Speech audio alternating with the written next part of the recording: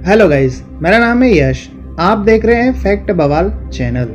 आज फिर हमेशा की तरह कुछ इंटरेस्टिंग फैक्ट्स लेकर आया। मकड़ी का नाम सुनते ही आपके दिमाग में कुछ जाले आ जाते होंगे। खैर, जाले से मेरा मतलब है दीवारों के जो जाले आप देखते हैं ना, कोने कोने में जाले, वो आ जाते होंगे। जालों को देख के आपके दिमाग में एक क्वेश्चन हमेशा आया होगा, और वो ये कि जब मकड़ी के इस जाले में सभी कीड़े फंस जाते हैं तो मकड़ी ऐसी कौन सी स्पेशल है जो इस जाले में नहीं फंसती। तो इसका एक सिंपल सा जवाब है कि मकड़ी जब अपना जाला बुनती है ना, तो उसको इस तरह से बनाती कि जिस हिस्से में मकड़ी रहती है उस पूरे हिस्से को छोड़ के बाकी का पूरा हिस्सा, यानी कि उसके जाले का पूरा हिस्सा चिपचिपा बुनती है, जिसके कारण तमाम जितने भी कीड़े उसके पास आते हैं वो उन्हीं पे चिपक के वहीं रह जाते हैं और मकड़ी का रात का डिनर कंफर्म हो जाता है। ठीक है, अब कुछ वैज्ञानिकों का कहना है कि भाई मकड़ी के पैर से ऑयल रिलीज होता है, जिसके कारण वो जाल में नहीं फंसती।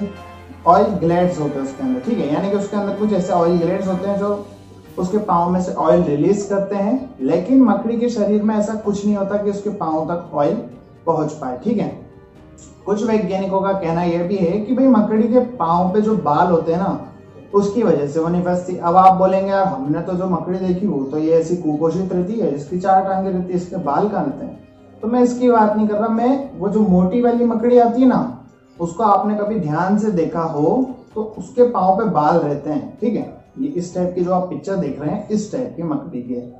ठीक है, इस मकड़ी के पाँव पे बाल रहते हैं। तो कुछ वैज्ञानिकों का कहना यह भी है कि भाई इसके बालों की वजह से ये इस जाल में नहीं फंसती। छिपकली का नाम सुनते ही कुछ लोग तो डर जाते हैं, खासकर बच्चे या लड़कियां, है ना। अगर छिपकली देख ली तो समझो मगरमच्छ से भी बड़ा जानवर देख लिया, इनके लिए ये होता है। ठीक, लेकिन छिपकली कई बार आप देखते होंगे कि चलते चलते आपके ऊपर गिर गई, हाथ पे चढ़ गई, पाँव पे चढ़ गई। सडनली ऐसा कुछ भी होता है जब आप छिपकली को भगाने के लिए उठते हैं या ऐसा कुछ भी हरकत होती है, तो छिपकली की पूंछ हमेशा खुल के अलग हो जाती है। अब आप सोचते होंगे यार, ये तो मेरे पाँव से दब के मर गई बेचारी, पूंछ टूट गई उसकी, उसको बड़ा दर्द हो रहा होगा। लेकिन ऐसा कुछ भी नहीं है। सबसे मजे की बात तो यह है कि छिपकली जब उसकी पूंछ को उसके शरीर से अलग करती है तो उसे 1% का भी दर्द नहीं होता उस चीज से। और छिपकली अपने शरीर से पूंछ इसलिए अलग करती है ताकि हमारा ध्यान उस पूंछ पर अटक जाए। हम देखेंगे अरे ये तो टूट गई भाई, छिपकली मर गई होगी, लेकिन उसी दौरान छिपकली वहां से भाग जाती है और हमें लगता है कि भाई वो तो मर गई।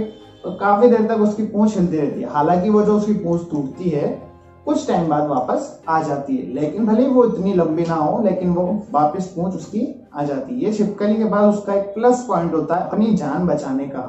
ठीक है।